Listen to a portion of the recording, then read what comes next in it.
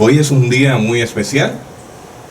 Nos hemos acercado hasta la casa del reverendo Luis del Pilar, Luis Francisco del Pilar, quien nos ha recibido en su casa con mucho amor como él acostumbra. Y nos proponemos hacer un dúo en esta mañana. Yulisa Osorio, la doctora Yulisa Osorio Bermúdez, me está acompañando como parte de un esfuerzo de ambos para documentar esta entrevista de historia, de teología y de esperanza. amén. Así que no se vaya, quédese con nosotros. Teotecnología.com presenta Teobytes. Busque su taza de café, de té o de chocolate y siéntese a la mesa con nosotros, porque este tema será de gran bendición a su vida y a la vida de su iglesia. Saludos y bendiciones, les habla Jesús Rodríguez Cortés y les doy la bienvenida a esta edición de Teobytes. También nos acompaña la doctora Yulisa Osorio Bermúdez. Amén. Saludos a todos, muy agradecida y me siento privilegiada de poder estar aquí esta mañana. Qué bueno. Hoy nos acompaña el reverendo Luis Francisco del Pilar para dialogar sobre historias, teología y esperanza.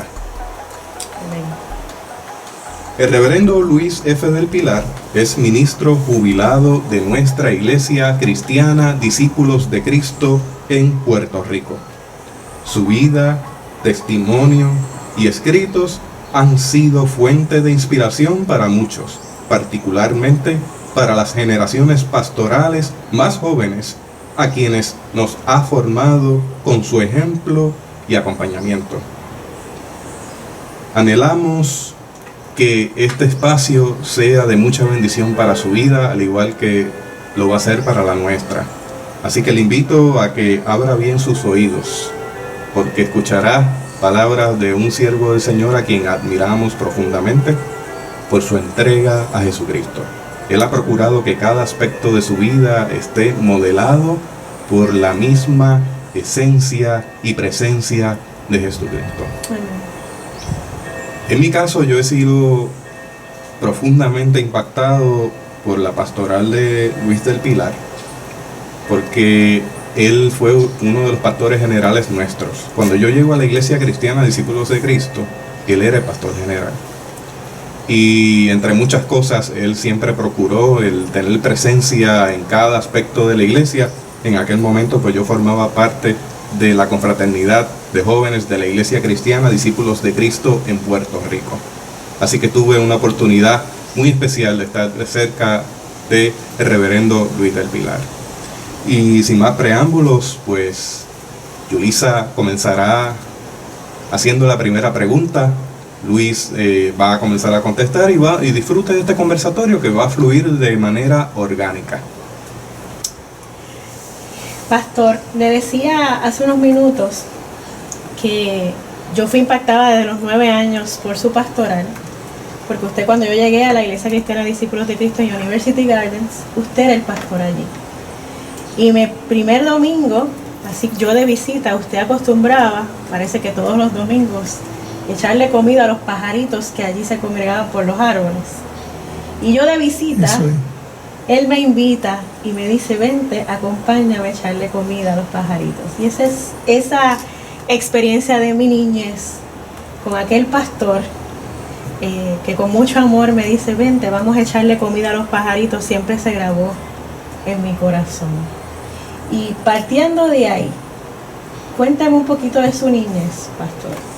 Bueno, antes que nada, yo soy Luis Francisco del Pilar Piñeiro. Importante. Tengo madre. Eso es importante, Luis Francisco Que del Pilar recuerdo Piñeiro. muy importante en mi vida. Mi madre Juanita. Mi madre Juanita y mi padre Francisco se casaron en el año 30. Wow.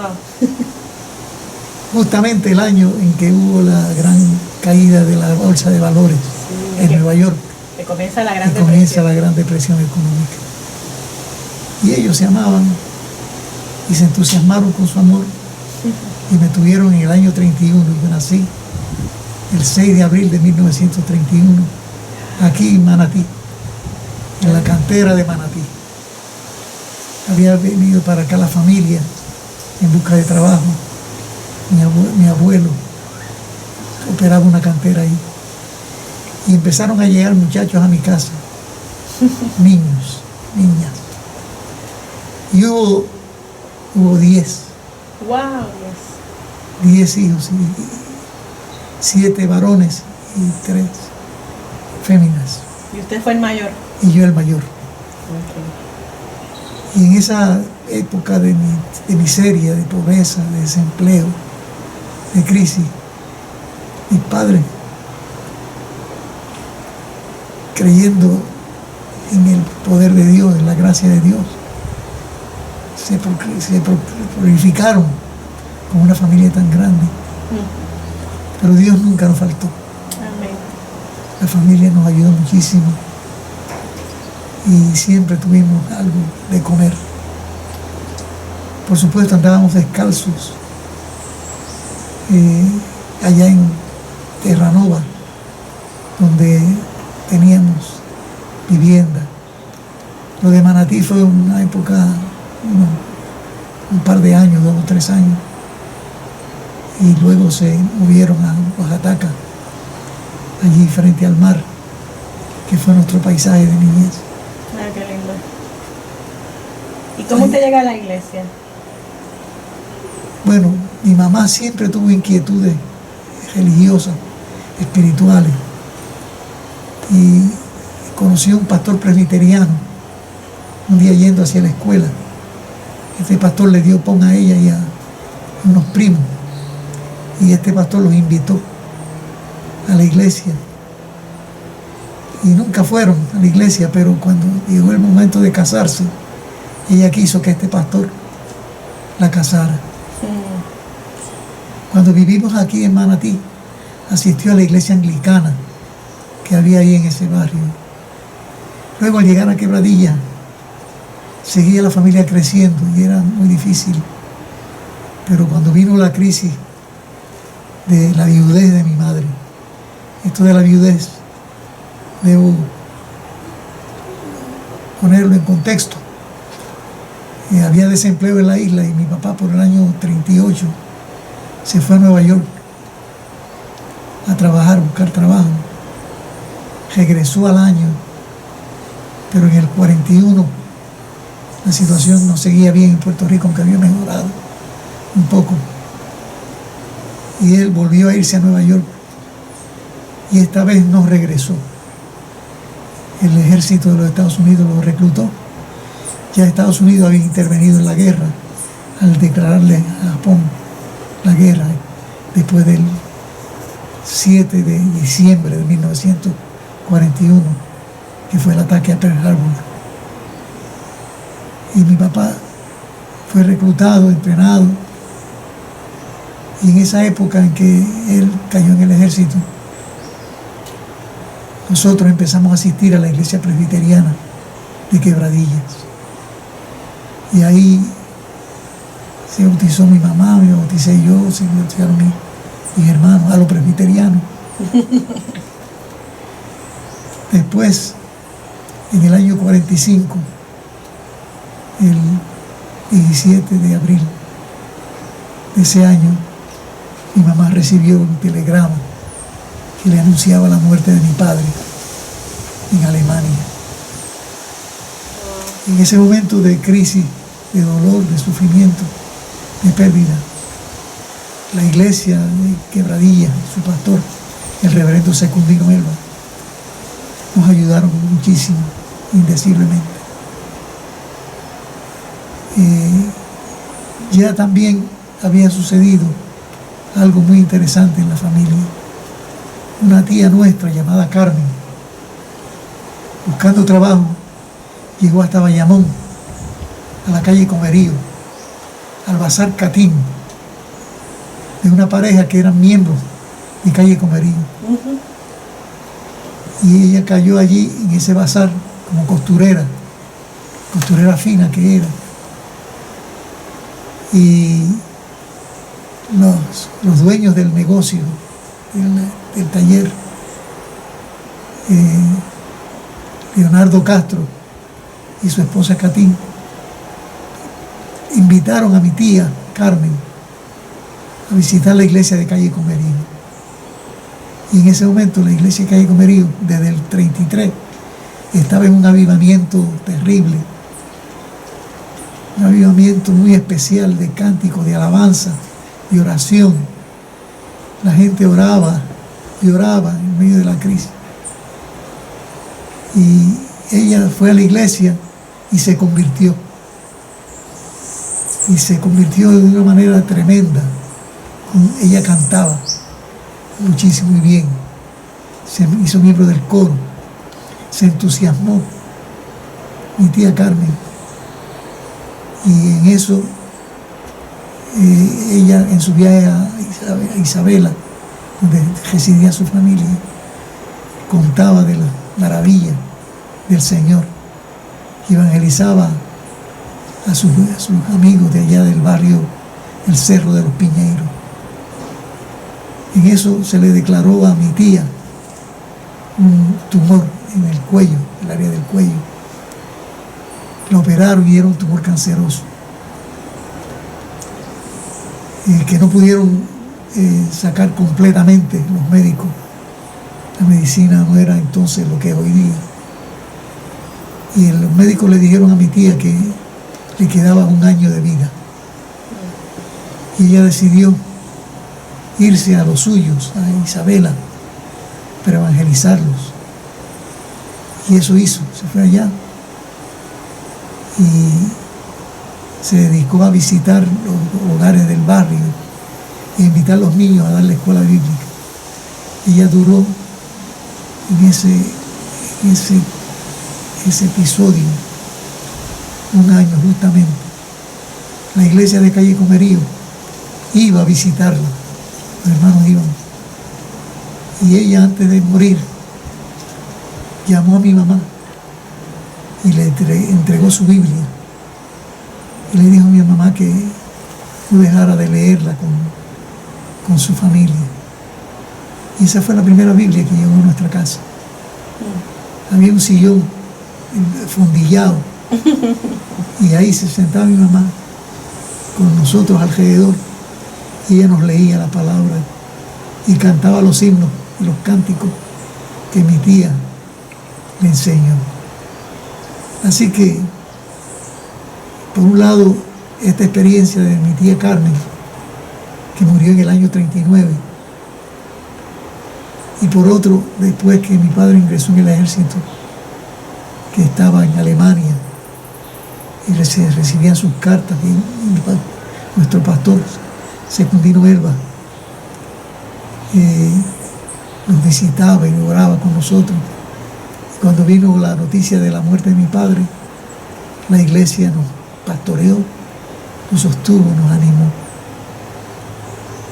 En el año 47, mi mamá decidió que nos moviéramos al área metropolitana para estar cerca de la universidad, porque quería que nosotros estudiáramos. Ya ella recibía una pensión del ejército y por la muerte de mi papá, y con eso, que no daba completamente, porque éramos 11 en la familia, más los allegados, siempre había 2 o 3 personas allegadas. Era costumbre tener hijos adoptivos. Sí, siempre había alguien. Entonces nos movimos a Cataño y empezamos a asistir a la iglesia de Cataño, donde estaba justamente el pastor Vicente Ortiz, que había pastoreado en Calle Comerío en los años en que mi tía se convirtió. Ahí se entrelazó hubo el todo. encuentro, se entrelazó todo. Y mi madre se entusiasmó de tal manera que ella era una evangelista, una misionera. Y ahí decidí yo hablar con el pastor, porque sentí el llamado al ministerio. ¿Ya usted tendría como cuántos años? Ya yo estaba en los 17, 18 años. Y don Vice mismo, antes de yo decirle nada, me había preguntado si yo no había considerado alguna vez la posibilidad de ser pastor.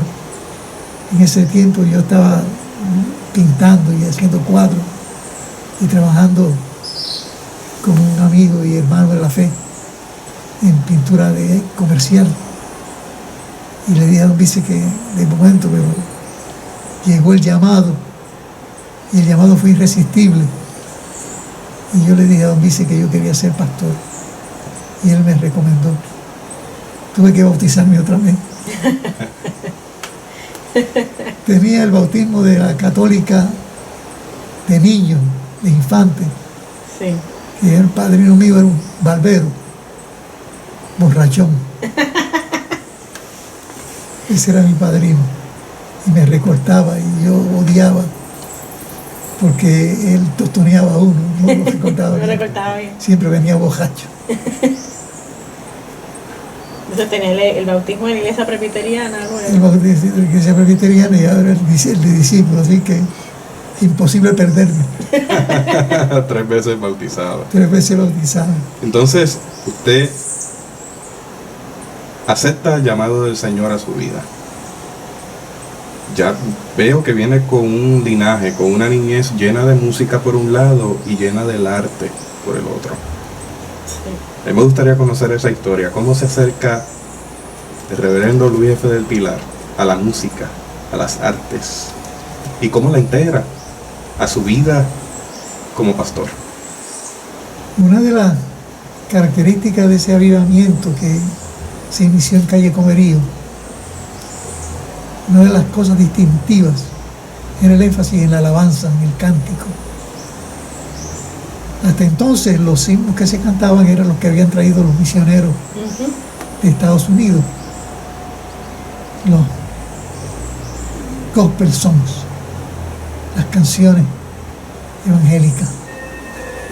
Pero los misioneros no aceptaban la guitarra y el cuatro, la maraca y el güiro, ¿Por qué no? porque no eran instrumentos sacros. Instrumentos sacros eran el órgano y el piano. Okay. Y muchos hermanos que sabían tocar colgaron sus instrumentos, pero eventualmente empezaron a usar estos instrumentos y a componer y a cantar. Perdóneme que lo interrumpa, pero ¿verdad? Usted dice que colgaron sus instrumentos. O sea que era muy común que las personas fueran a la iglesia o no, tuvieran instrumentos. Era común. Pero los misioneros tardaron en acostumbrarse a la idea de ver los músicos de guitarra en el templo, porque asociaban la guitarra y el cuatro al mundo, a la bebida, al baile, a la francachela. Francachela. Y les resultaba una contradicción. Okay. Pero eventualmente los misioneros aceptaron que era lo mejor de ellos. Y en el avivamiento se compuso mucha música, hermosa música, usando los ritmos, como el paso doble. Ajá. Doquiera hayan almas reunidas, doquiera haya gozo y amor, se siente más grata la vida, loando a Jesús el Señor. Se inunda de júbilo el alma, se siente la gran bendición, paz santa que da dulce calma al pobre y débil corazón. Es un paso doble. Ya sentimos Aquí la presencia del Señor la sentimos y nos inunda su luz. Ya las almas reviven y del corazón. Aquí está Cristo el Maestro, aquí hay bendición. Amén. Eso lo compuso uno de los músicos de Espinosa, Guillermo Claudio. Los dos amigos, eran tuberculosos, murieron de tisis pulmonar. ¿Guillermo y quién? Guillermo y el otro, Guillermo Claudio, ya mi mente se me pierde, pero eran dos. Eran dos. Moncho Díaz. Moncho Díaz. Ramón Díaz. Gracias, Luis. Moncho Díaz. Moncho Díaz y Guillermo Claudio. Y esa música a mí se poseyó de mí. Los himnos son inmensos. Amén, amén, amén. Que suene nuestra voz. Amén, digan los fieles y bendigan el nombre de Dios. Amén, amén, amén. Ha llegado la gran bendición. Alabemos con gozo al Eterno y un grito del alma exhale un amén. Alabemos con gozo al Eterno y un grito del alma exhale un amén. Ya es tiempo de que alabemos a Y Dios. es tiempo de que alabemos a Dios. Esos tuberculosos compusieron esa música gloriosa. Cuando mi tía la sepultaron, el entierro de mi tía, el coro de Calle Comerío estuvo en ese entierro. Y fueron cantando desde el Cerro de los Piñeros hasta el cementerio en Quebradilla, Wow. por toda la carretera, 5 o 6 kilómetros, cantando esos himnos, Los que habían compuesto. esos himnos del avivamiento. ¿Sí? ¿Por dónde íbamos? A usted le marcó la música desde la niñez y su juventud. Y otro aspecto que también le marcó fue el arte. El arte visual. Usted ha comentado que pintaba. Sí, ahí en la sala yo pinté el paisaje de Oaxaca. Me gustaba particularmente el paisaje. Y también lo que llaman naturaleza muerta, frutas Hojas. y hojas. Y su mamá le gustaba que usted pintara, le gustaba cantar. A mi mamá le gustaba cantar, le gustaba recitar, se conocía la poesía del Siglo de Oro, de Wow. Fray Luis de León, y le declamaba los poemas del Siglo de Oro. Y nos hacía cuentos, Hansel y Gretel, el hermano bueno y el hermano malo, Abundundino y Juan Peladito. O sea que desde pequeño usted se va desarrollando y creciendo en un ambiente donde las artes recitadas, cantadas, Eso es así. pintadas fueron muy bienvenidas. Era parte de como diario. Era parte de nuestra vida. Era parte de nuestra vida, el paisaje, la belleza de Dios. Y todo lo vinculábamos al Señor y a su misericordia. Qué bien. Usted fue integrando esto a su pastoral.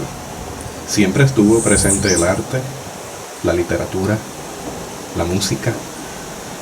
Y eso nos dice que usted estaba bien claro y que está bien claro de que hay un diálogo entre la escritura, el evangelio y la cultura donde el Señor nos ha permitido crecer y vivir. Eso es así. Eso es así. ¿Nos puede hablar un poquito más de eso? Sí, en situaciones como las que vivimos, de limitaciones,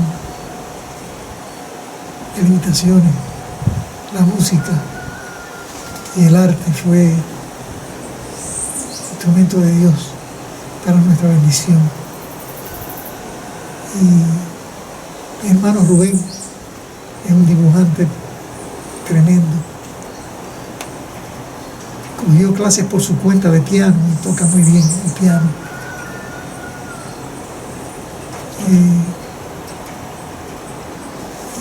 Y así. Y cuando usted comienza, o cuéntanos la historia, ¿usted siente el llamado de Dios? ¿Y qué pasa? ¿Cómo empieza entonces a incursionar en la pastoral? Yo le comuniqué al pastor mi inquietud y él me abrazó y me dijo, te voy a recomendar. Me recomendó a la Junta de Oficiales de la Iglesia, la Junta de Oficiales me endosó, Usted con 19 años, quizás. 19 años, y me bauticé a los Discípulo de discípulos de Cristo. Cristo. Yo entendí que era un paso necesario porque en la práctica del Nuevo Testamento, el bautismo por inmersión. Ujú.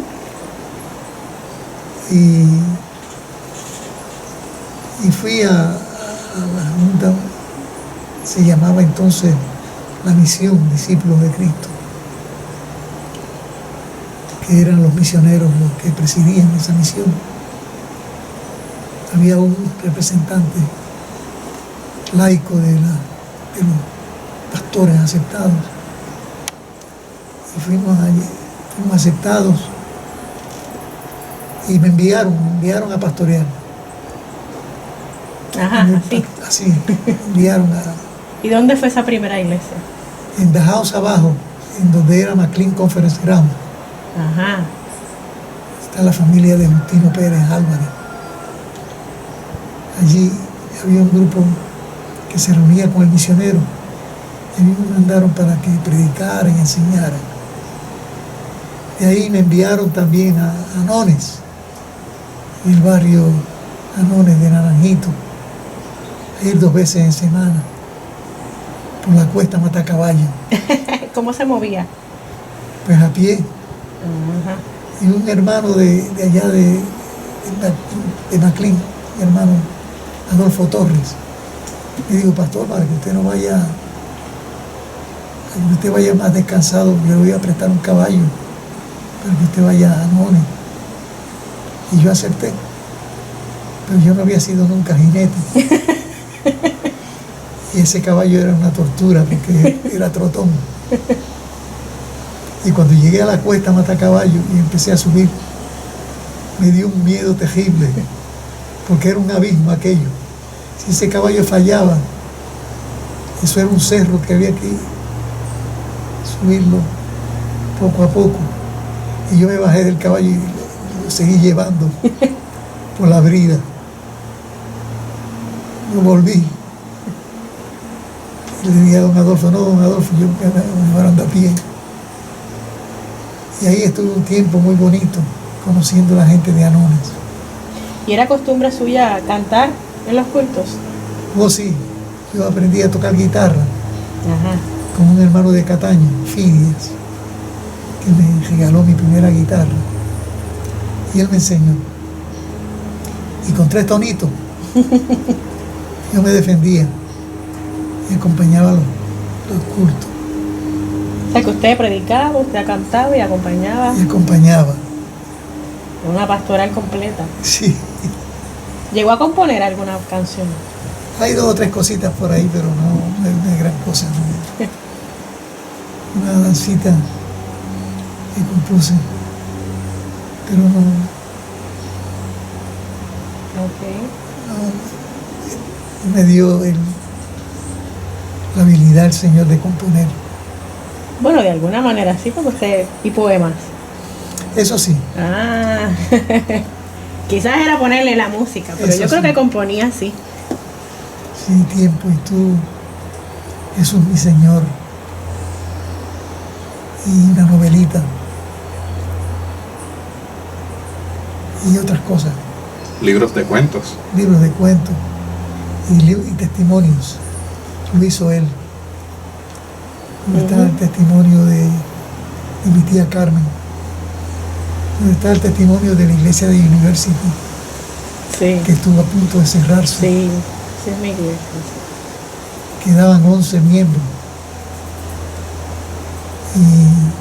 Y el Señor movió a la iglesia a pedir a nuestro pastor Francisco Resto que fuera allí a levantar aquello.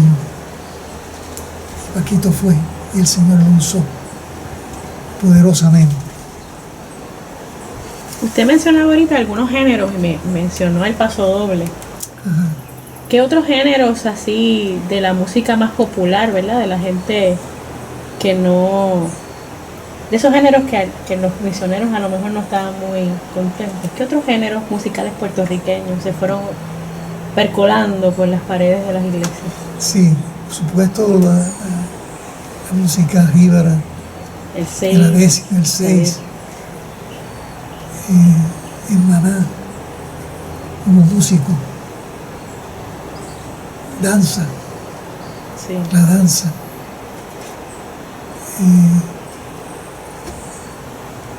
La rumba y esa tardó en aceptarse, ¿Por qué?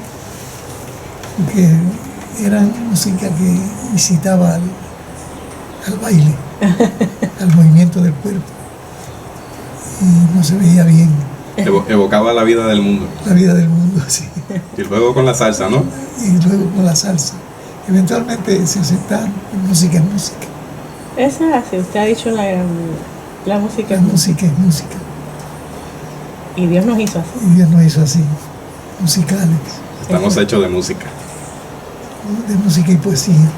Ah, de música y poesía. ¿Y hubo alguna resistencia de parte de hermanos? ¿Cuánto tiempo, por ejemplo, pasó para que los misioneros los empezaran a recibir y ya no tuvieran tanta... Hubo una crisis en el 33 porque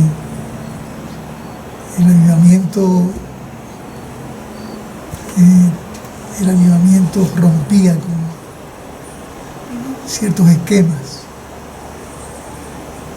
como por ejemplo que una persona no ordenada subiera al púlpito a predicar. Los misioneros no aceptaban eso. Decían que el púlpito era muy importante, que lo es. Y hay que tener discreción en cuanto a quién predica y pone la palabra. Tienen que cuidar el púlpito. Pero hay que dar oportunidad también al laico a subirse al púlpito y predicar. Amén.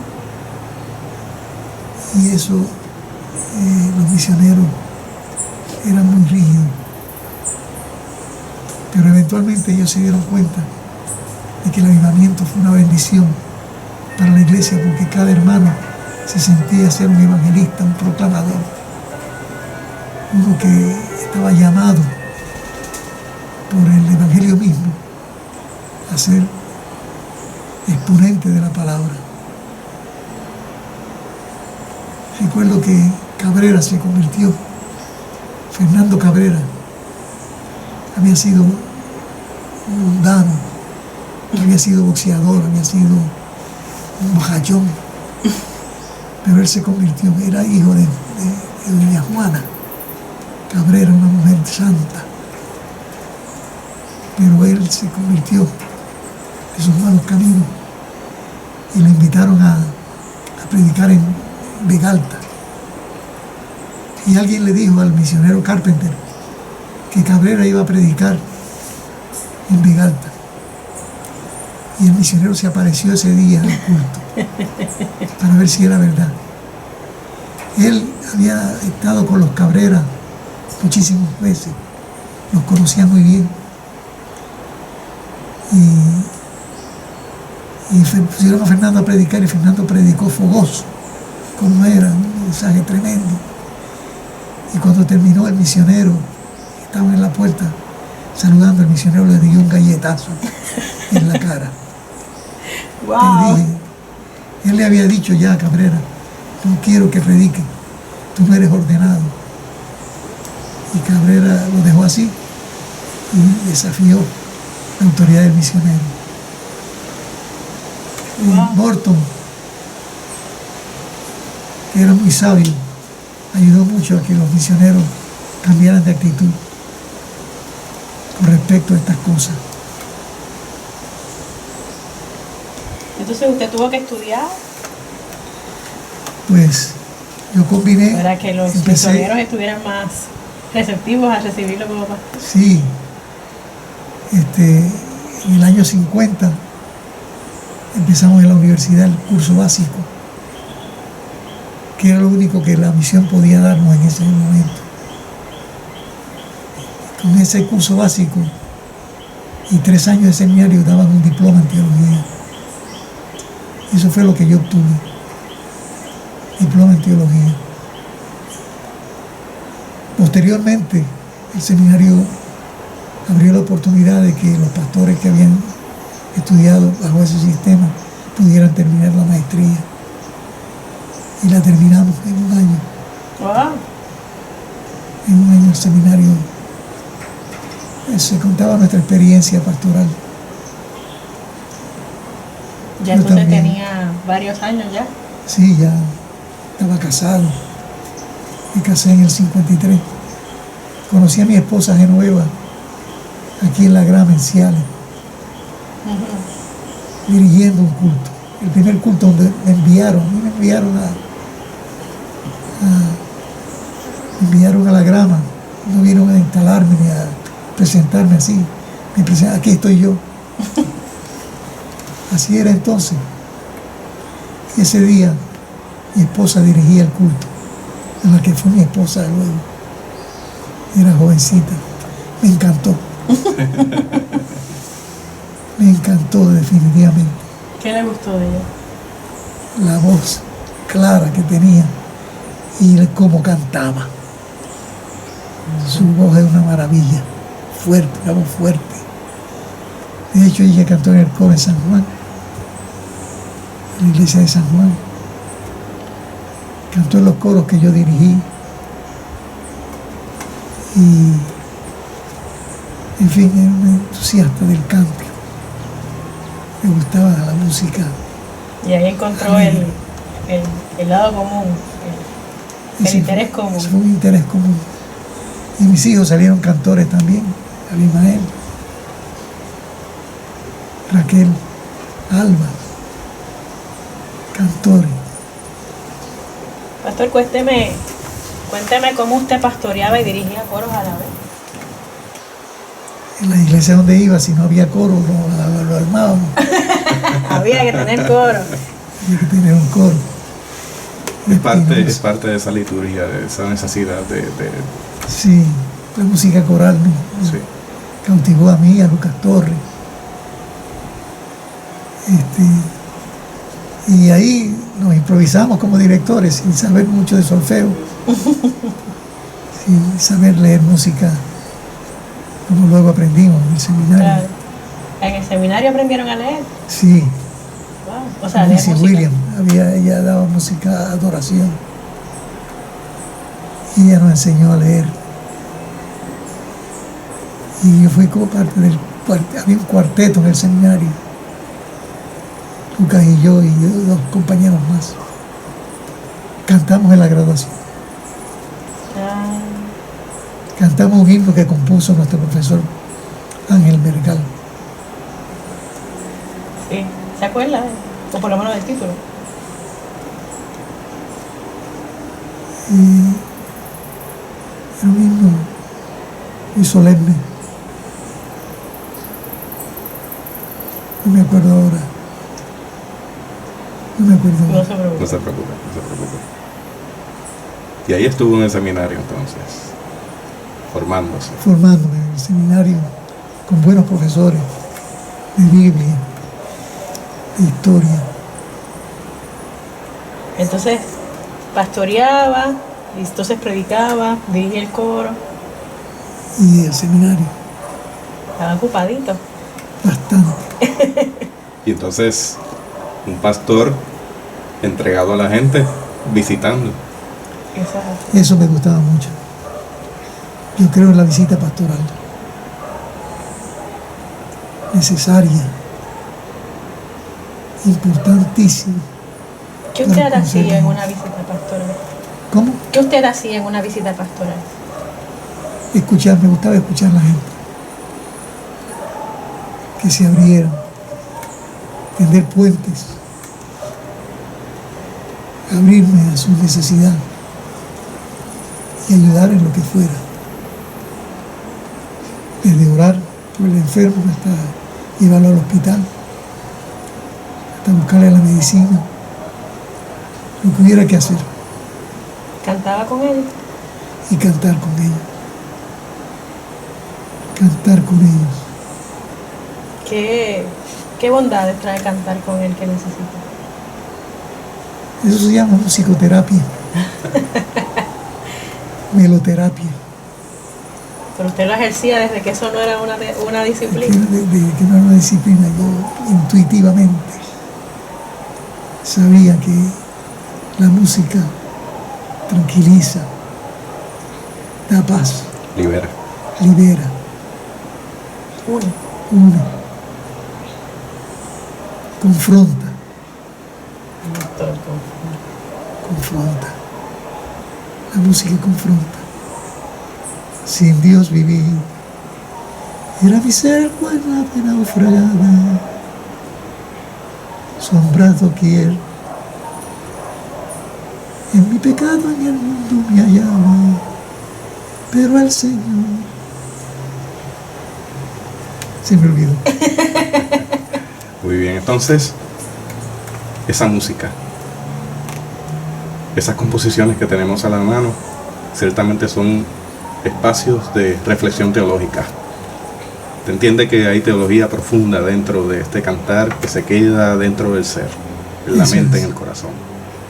Eso es así, hay un pozo de sabiduría que se queda, que se transmite mediante la música.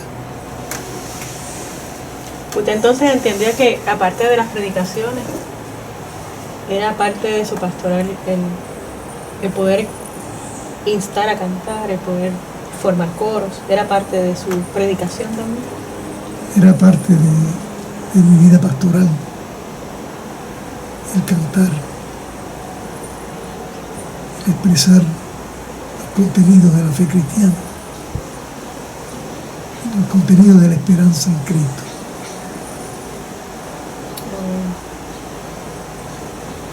Luis, yo le tengo una pregunta caminando un poquito hacia más adelante.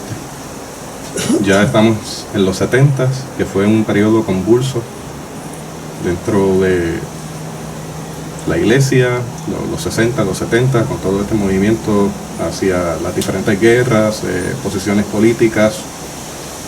Fue un periodo de mucha confrontación por un lado, por otro lado pues quizás un poco inestable.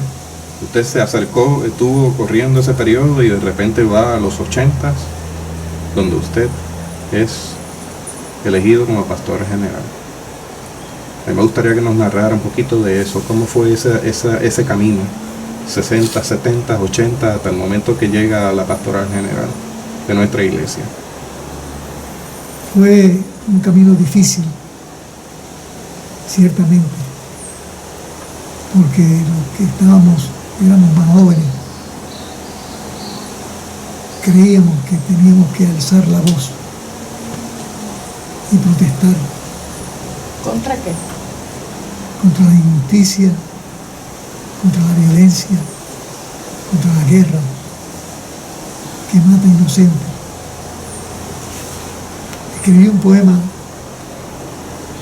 con motivo de la guerra de Vietnam, My Lai, una aldea que fue arrasada por los soldados y murieron allí mujeres y niños inocentes. Y yo escribí ese poema en un artículo en El Discípulo, que era la revista que se publicaba, y que yo invertí mucha energía en eso, esa revista, que venía de reverendo Vargas, el educador cristiano, Joaquín Vargas. Y había compañeros pastores que veían en la protesta un acto político, en política partidista. Y no se trataba de eso. Estábamos buscando agendas políticas, sino agendas de justicia y de reconocer el derecho que tienen los pobres a lo mínimo necesario para desarrollar su vida en este mundo. Que no agrada a Dios que haya injusticia, que haya acaparamiento de riqueza, y que haya violencia y que haya maldad y egoísmo.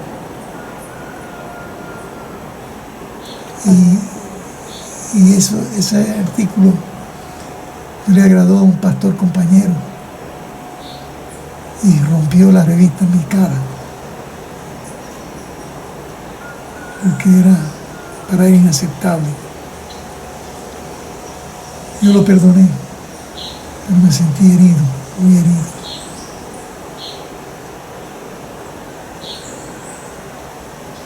Los tiempos fueron cambiando y a medida que el movimiento de derechos humanos se afianzaba, se creaban cambios. Todavía estamos en esos procesos. El racismo no ha terminado en los Estados Unidos ni en el mundo. Esta es una lucha que hay que seguirla.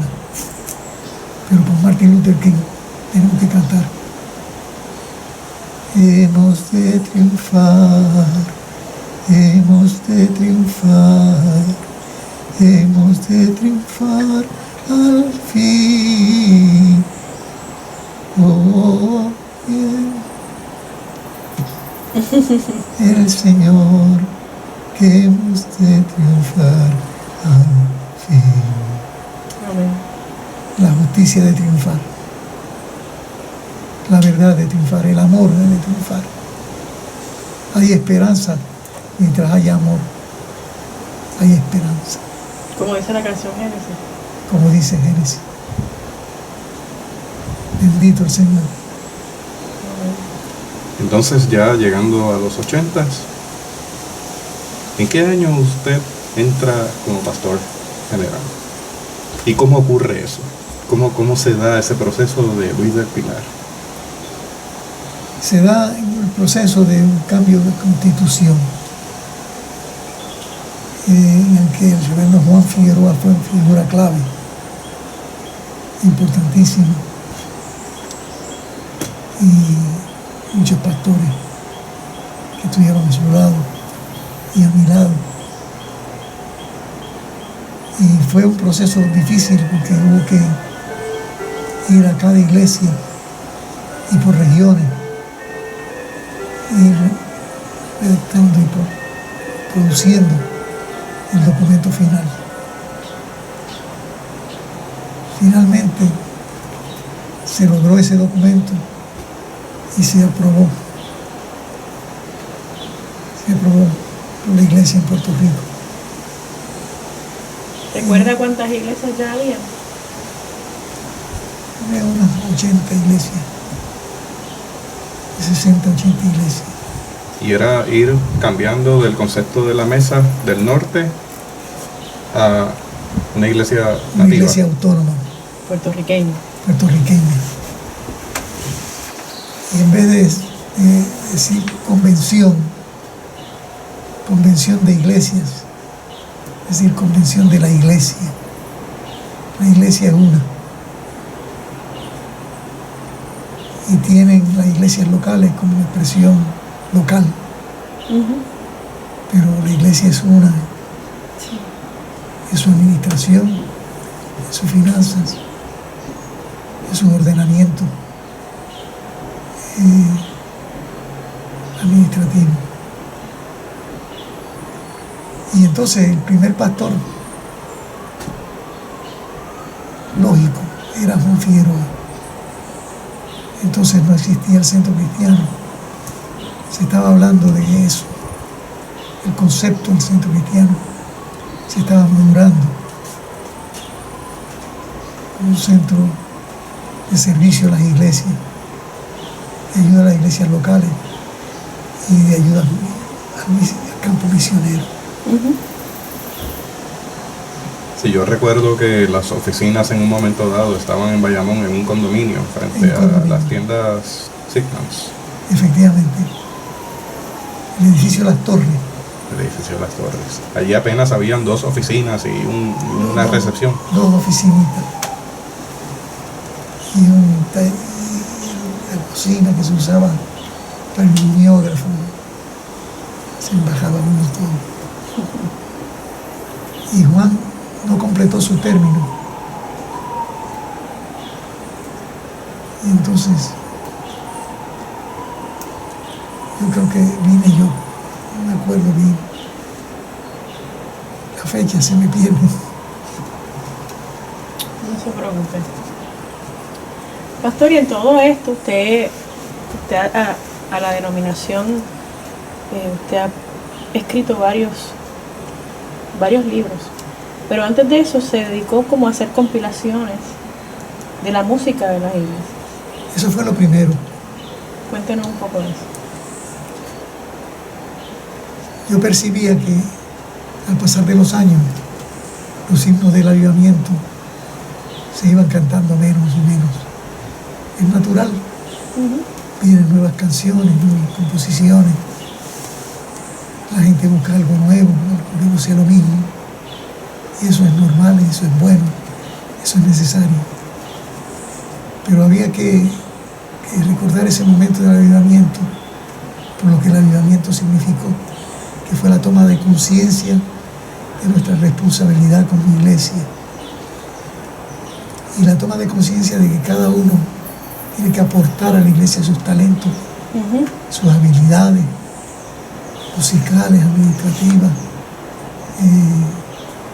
como maestros, como servidores. Y yo empecé haciendo, recogiendo de lo que se conocía y lo que había una libreta que se usó en Espinosa, le llamaban la libreta negra, que tenía esas canciones, esos himnos. ¿Tenía las letras o también tenía las notas musicales? No había partitura. No había partitura. Y ahí empecé yo con la gallina picoteando, poniéndole notas, y claro, yo luego lo presentaba a quienes yo sabía que leían música, que corrigiera, que editara. Y así hicimos las primeras colecciones, himnos del avivamiento, cantemos al Señor, cánticos de ayer, mañana y siempre. Y eso también a su vez respondía un poco a una tradición que también sí estaba de cantar con himnario. De cantar con himnario. Así que quizás usted fue desarrollando ese himnario puertorriqueño.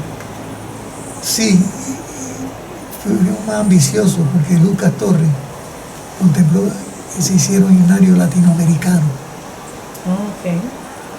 Que incluyera entonces canciones no solamente de Puerto Rico, sino de Latinoamérica, en Buenos Aires y CEDET. Sí.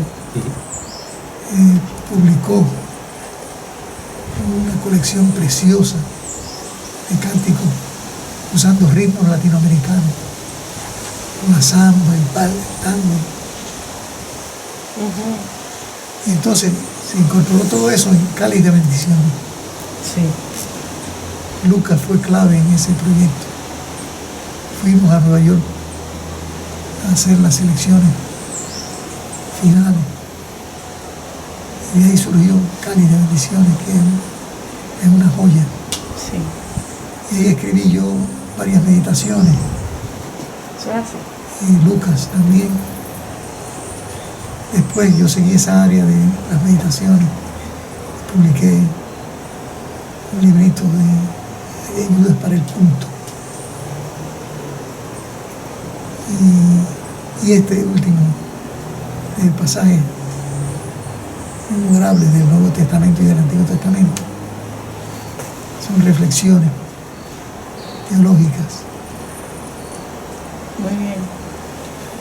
Quisiéramos aprovechar para dejarles saber de este libro que se titula A la luz de la palabra, Meditaciones diarias. Escrito por Luis Francisco del Pilar Piñeiro. Y si usted deseara conocer más cómo obtener un ejemplar como este, les recomiendo que se comunique con el Centro Cristiano de la Iglesia Cristiana Discípulos de Cristo en Puerto Rico, debo decir. Y usted puede escribir a edu@disciplospr.com. Perdón, edu@disciplospr.org. Y allí con mucho gusto le podrán indicar cómo obtener este ejemplar, que es una joya que usted no debe perderse ni debe dejar de tener en su biblioteca. Eso es así. Pastor, quisiera preguntarle, ¿qué es un culto y para qué es el culto?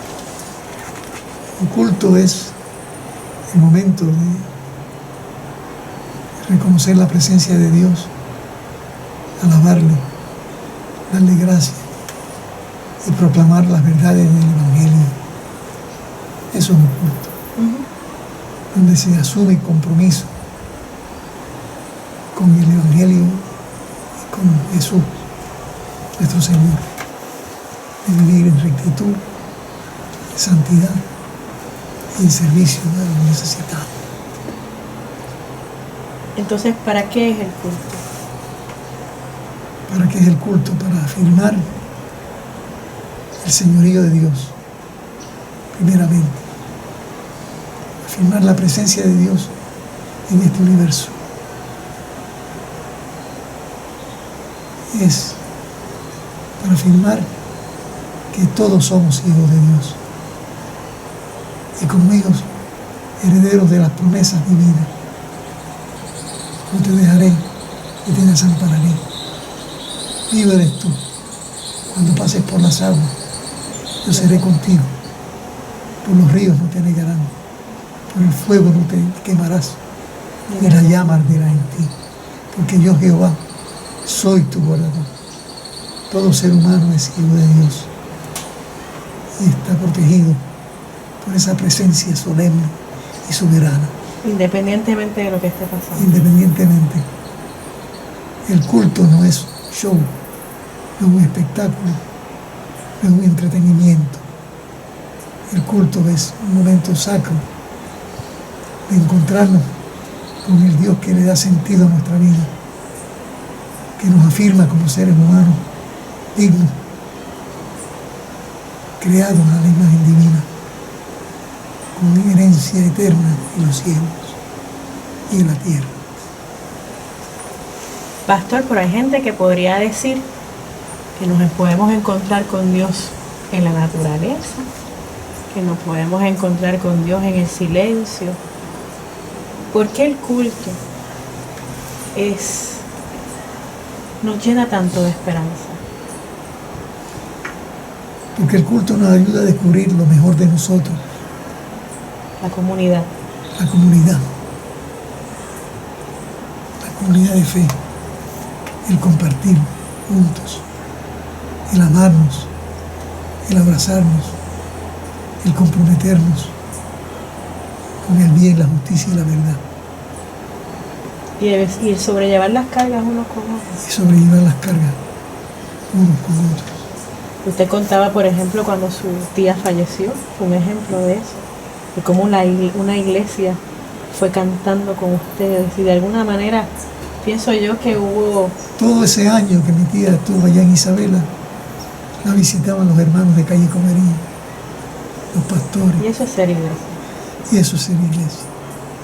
Solidaridad, presencia en la necesidad. Bendito el Señor. Amén. Amén y amén. Me preguntaste sobre mi pastorado general. Sí. Doy gracias al Señor. Alabo su nombre que pudimos afirmar este nuevo proyecto, Pastor General, para darle solidez. Y pudimos hacer un plan de trabajo para 5 años que se puso en vigor, ampliando los horizontes de la iglesia, de no ser una iglesia puertorriqueña nada más, sino extendernos para ayudar a las iglesias en la República Dominicana, en Cuba, las iglesias en Nicaragua, Costa Rica, las iglesias en Venezuela, en Colombia, en Ecuador. Y nuestra proyección hacia esos campos no es de llevar nuestras iglesias puertorriqueñas, sino afirmar a las iglesias nacionales, Sí, apoyarlas, apoyarlas, pero que asistirlas, sea su idiosincrasia. pero que operen conforme a su idiosincrasia y sus capacidades y recursos. Y que sea su proyecto, de tal Y manera que que sea cuando su uno proyecto. sale, No crear la dependencia y crear también el imperio. Ujú. No vamos a conquistar, vamos a compartir. Amén. de que usted habla de evitar, de echar mano del evangelio colonial, el que coloniza, el que si algo es diferente lo tengo que Sí. transformar a mi imagen y semejanza. Y alabo a Dios porque en ese periodo difícil se afirmaron muchas cosas que hoy salen a la luz. Por 47, 48 años nos estuvieron diciendo que éramos Estado libre.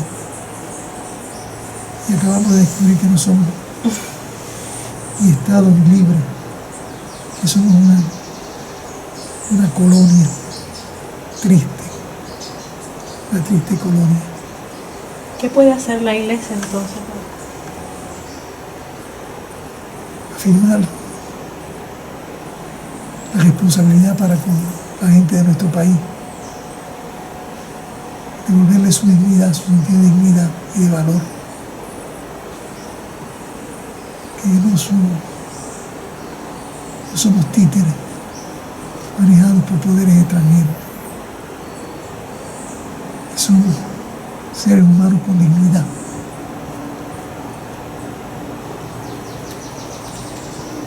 Muy bien. Pastor, ¿será diferente entonces quien sea pastor o pastora hoy? ¿Tendrá necesidades diferentes que usted cuando estuvo pastoreando o sus primeros pastorados? Bueno, gracias a Dios que la historia es la historia. Y suceden cosas que dejan pasmado. Cada tiempo tiene su peculiaridad y hay que tomar decisiones.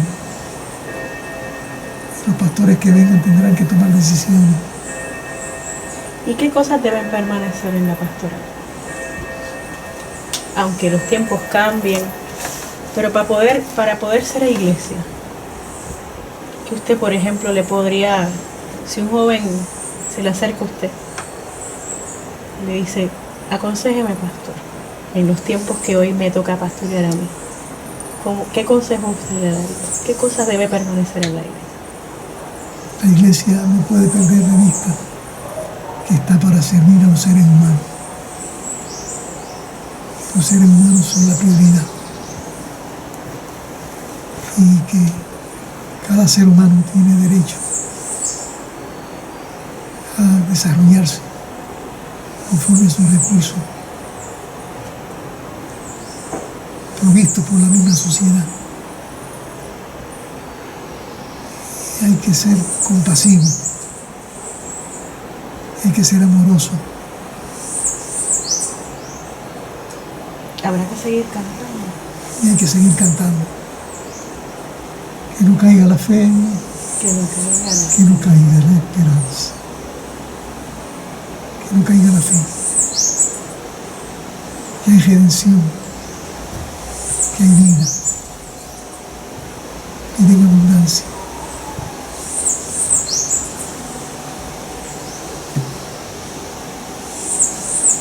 Luis, al cierre, no sé si Yulisa tenga alguna otra pregunta, pero sé que llevamos alguna hora, 4 minutos, y quisiéramos también ser conscientes de que usted tiene su tiempo, su espacio, que ya es hora de buscar el almuerzo.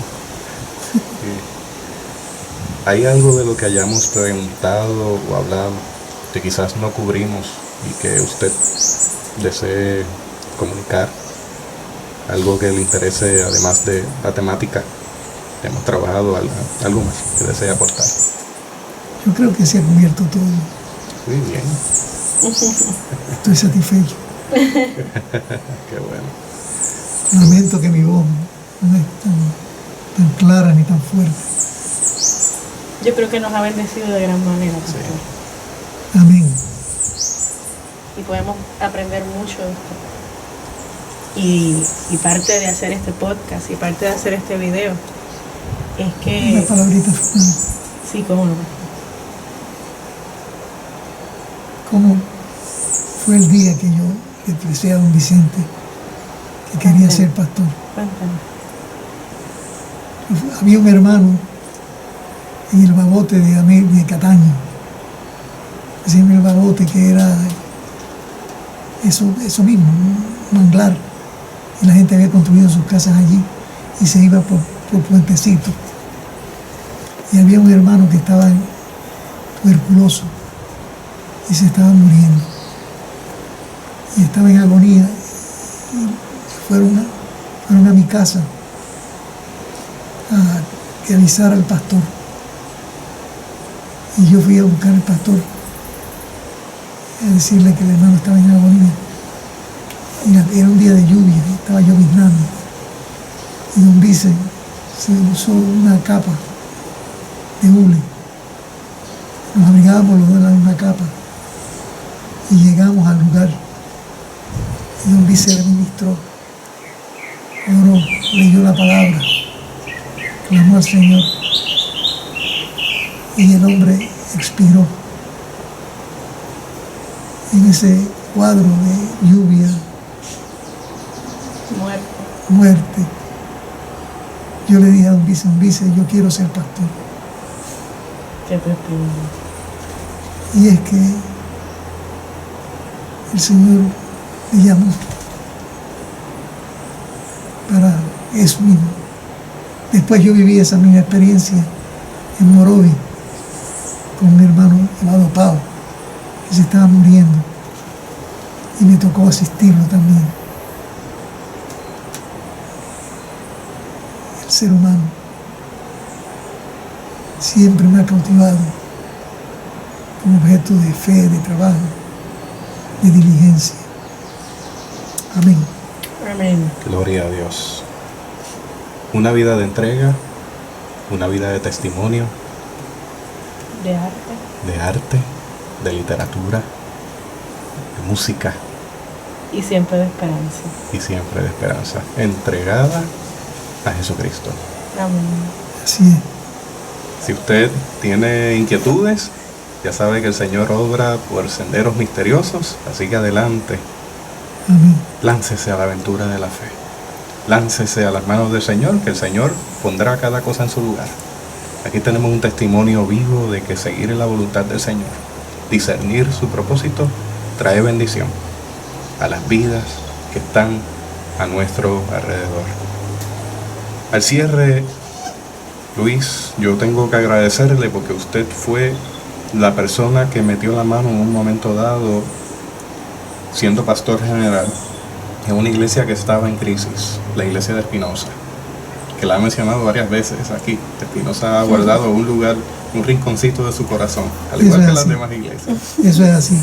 Y yo recuerdo que en aquella pastoral que culminó abruptamente, usted llegó con un recién egresado que acababa de llegar de Boston, el doctor Lester McGrath. Él la siente, Y usted llegó con él allí y le dijo, él les va a acompañar por un tiempito. No se encariñen porque no se puede quedar. Y luego vino la pastoral de Justino. Pero Lester entró en ese espacio donde fue un agente sanador. Y yo recuerdo que llegó de su mano a Espinosa. Amén. Habiendo dicho eso, Luis, muchas gracias. Gracias a ustedes. Todas sus aportaciones a la obra del Señor, a la iglesia y a nuestra vida. Si usted tiene estos dos jóvenes frente a usted, es que han sido impactados también por el testimonio y la historia y su influencia. Una notita final. Seguro que sí. Para dar gracias a Dios por la esposa que me dio, Amén. que me acompañó en todos esos 18, 20 pastorados por los que pasé. que me dio su amor, su cariño, su acompañamiento, su ternura, su voz, y que me dio los 5 hijos que me están ayudando en mi vejez. Amén. Alabo al Señor por mi esposa Genoveva Córdoba Rodríguez. Amén. Qué lindo. Yulisa, ¿alguna palabra final? Solamente darle las gracias, pastor. Amén. Gracias por un legado de entrega, de dignidad, de música. Obviamente pues es el área que más me gusta, pero siempre me he visto cuando hago recolecciones históricas de nuestra iglesia, siempre termino con un libro o con una meditación o con algo que el reverendo Luis del Pilar escribió. Y estoy muy agradecida al Señor de poderme dar esta oportunidad, de poder beber de la fuente, Amén. de la fuente original, y poner esa inquietud, ¿verdad?, en Jesús y yo, de poder, más que por nosotros, sino para próximas generaciones, porque la iglesia tiene que seguir siendo iglesia. Gracias al Señor por jóvenes como ustedes. Y que entonces puedan recurrir y sentir, y devolverse la esperanza a través de sus palabras, porque Amén. usted vivió momentos muy duros y el Señor le sostuvo, y mucha gente fue impactada con el mensaje de esperanza del Señor. Así que gracias, pastor. Yo agradezco esta oportunidad. No mencionamos el trabajo en Paraguay como misionero, Hable ahí un poquito. que fue importantísimo. Allí era dictador Stroessner, Adolfo Stroessner, Alfredo Stroessner, por más de 35 años. Dictador, colorado, y metió a la cárcel un montón, más de 1000 personas. Yo participé en un comité de ayuda de emergencia a esos encarcelados. La iglesia luterana, la iglesia católica y los discípulos, que yo los metí ahí a la cañona, porque tenían miedo. Cualquiera. Los pastores allá tenían miedo. Pero el Señor nos dio gracia. El obispo católico, el pastor,